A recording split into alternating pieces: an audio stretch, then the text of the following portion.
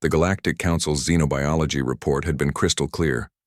Tier species, apex predators, impossible to domesticate, extremely aggressive from birth. Termination recommended upon capture. Sergeant Alex Ward crumpled the datapad memo and tossed it into the recycler. 3 months ago, he'd found the creature whimpering in the ruins of a bombed settlement on Karis 7, barely the size of a combat boot, covered in ash and blood that wasn't its own. The thing had been dying. Alex had done what any decent human would do.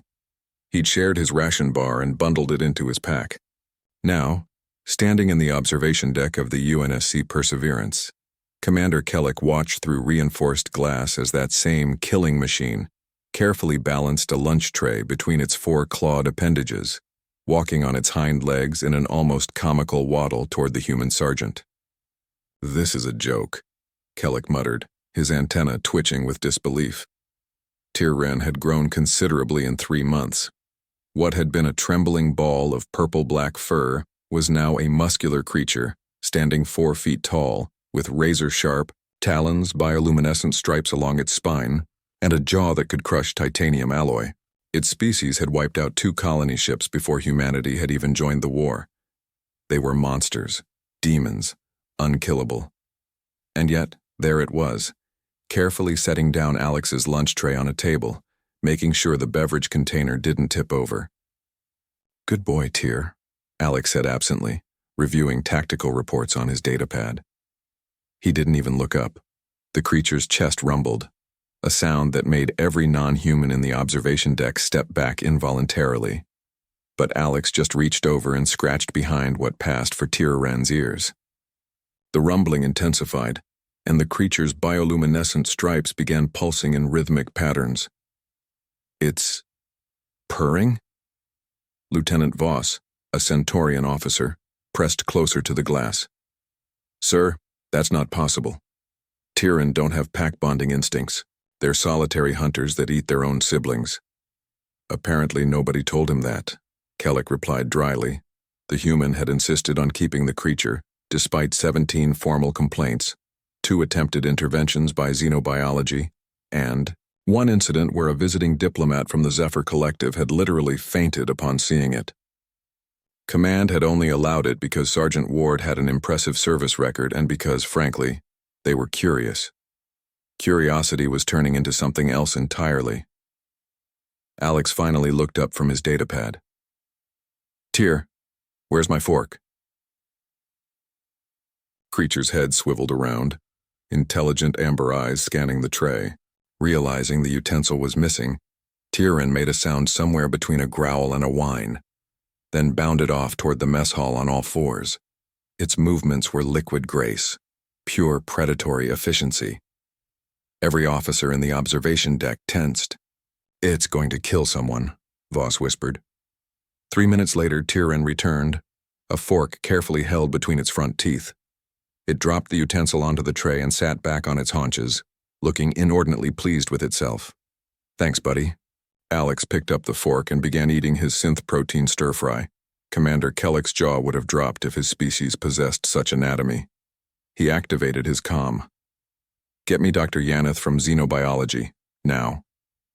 Dr. Yaneth, a spider-like Arachnian with 12 eyes and a temperament to match, arrived within the hour. She'd been one of the loudest voices demanding Tyran's termination. "This changes nothing," she hissed, watching through the glass as the creature now lay beside Alex's chair, occasionally glancing up at the human while he worked. "One docile specimen doesn't invalidate centuries of data." "With respect, Doctor," Kellick said, "your data comes from combat encounters. Has anyone ever tried not shooting at them first?" Yaneth's multiple eyes blinked in sequence. They're predators. You don't negotiate with predators." "Humans are predators too," Voss pointed out quietly. "Pursuit predators, persistently hunter, Earth's apex species, and yet here we are, serving alongside you." The observation deck fell silent. Alex stood up from his chair, stretching. Tyran immediately rose as well, attentive. The sergeant gathered his empty tray and began walking toward the recycler. The creature followed, maintaining a precise 3-foot distance close enough to respond to threats, far enough not to crowd.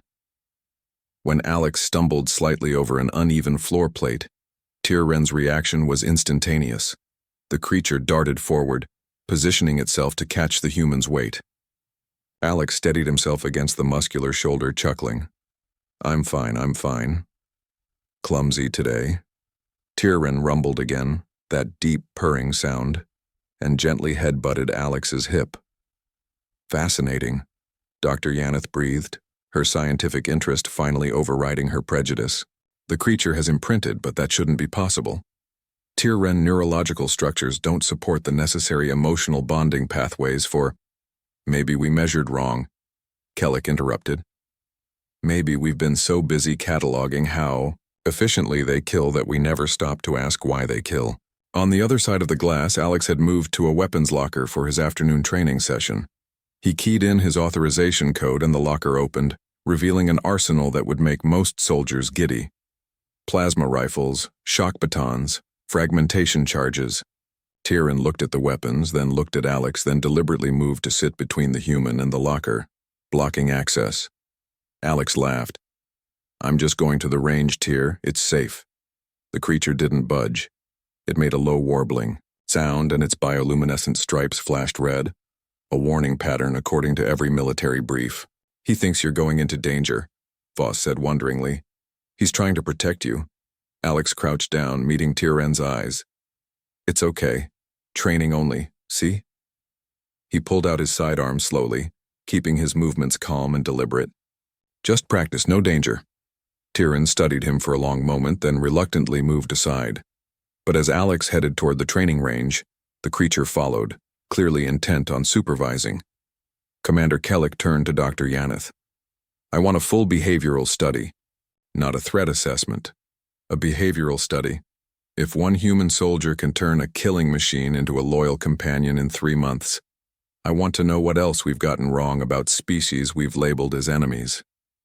Dr. Yaneth's eyes gleamed with scientific fervor. I'll need to interact with it directly. Good luck with that, Voss muttered. That thing doesn't trust anyone but Ward. The Arachnian scientist was already heading toward the door. Then perhaps it's time we learned what earning trust actually means. The human way.